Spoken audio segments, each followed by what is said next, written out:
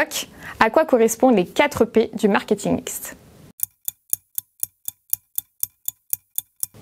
Dans la famille marketing, je demande les 4 P. Cette formule magique correspond à des leviers importants donc pour une entreprise portant sur 4 points: le produit, le prix, la promotion et le placement. Le dosage stratégique de ceci constitue ce qu'on appelle le marketing mixte.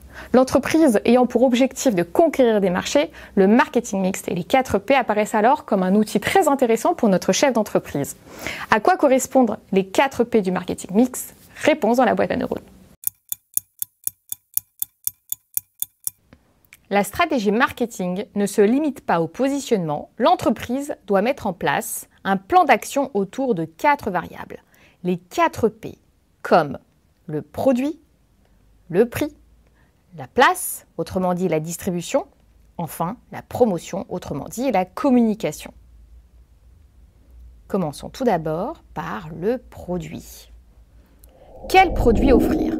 Objectif: gérer une offre destinée à un marché. Comment?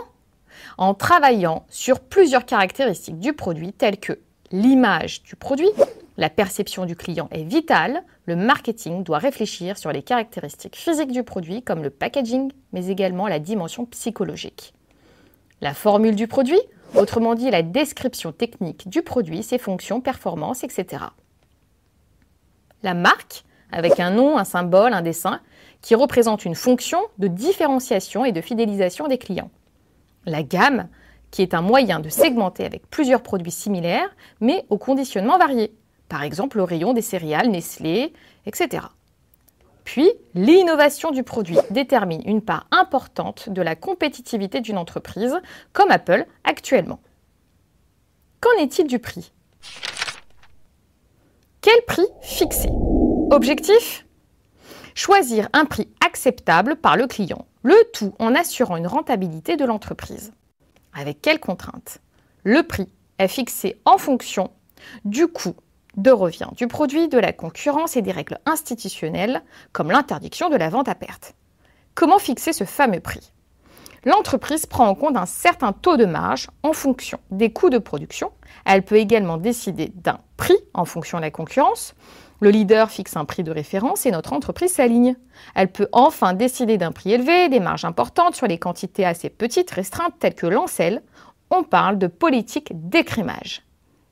Ou bien elle fixe un prix bas, avec des marges assez faibles sur des quantités importantes. On parle, dans ce cas, de politique de pénétration. C'est le cas de Soch.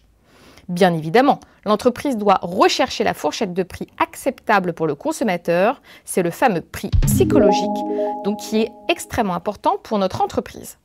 Qu'en est-il de la distribution? Autre étape indispensable, peut prendre des formes très variées. L'entreprise doit réfléchir à son circuit de distribution, autrement dit, l'ensemble des intermédiaires et activités qui permettent d'atteindre le consommateur final.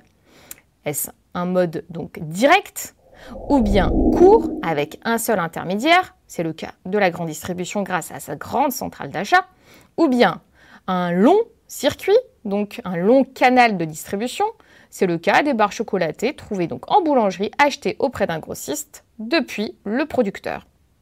Le choix du circuit dépend du marché. Quelles sont les habitudes des consommateurs? Du produit, son conditionnement, ses spécificités, du producteur, son image de marque, ses objectifs, du distributeur, l'image de l'enseigne. La stratégie de distribution peut ensuite prendre 3 formes. Une distribution intensive, en utilisant tous les canaux de distribution, comme le fameux Kinder Bueno présent en grande distribution, en boulangerie, en station d'essence. Une distribution sélective où l'entreprise choisit ses intermédiaires pour contrôler son image de marque, par exemple les parfums Dior. Puis, une distribution exclusive où le fabricant limite à un seul point de vente comme les concessionnaires automobiles. Qu'en est-il maintenant de la politique de promotion ou encore communication? Comment faire connaître enfin son produit? La stratégie de communication vise à transmettre une idée avec le plus d'impact possible. Quelle cible viser? Par quel objectif? Pourquoi? Quel message transmettre et quel budget? Les formes de communication sont très variées, comme la publicité, avec plusieurs médias possibles afin d'informer et surtout persuader d'acheter le produit. La promotion des ventes, en mettant en place plusieurs techniques de vente, coupons à détacher, concours, offres spéciales. Le merchandising pour assurer une présentation attractive dans les linéaires des points de vente avec une mise en avant des rayons, un repérage des produits, une vitrine attractive en jouant également sur les différents sens du consommateur, olfactif, visuel, touché. C'est le cas de Nature et Découverte. Toutes ces techniques permettent de faire connaître notre produit, bien évidemment, et mieux le vendre. En bref, nous pouvons dire que les 4 P du marketing mixte permettent d'analyser des leviers stratégiques très importants pour une entreprise qui porte sur le positionnement du produit sur un marché. Voilà, c'est fini pour aujourd'hui. À bientôt pour d'autres diagnostics de gestion.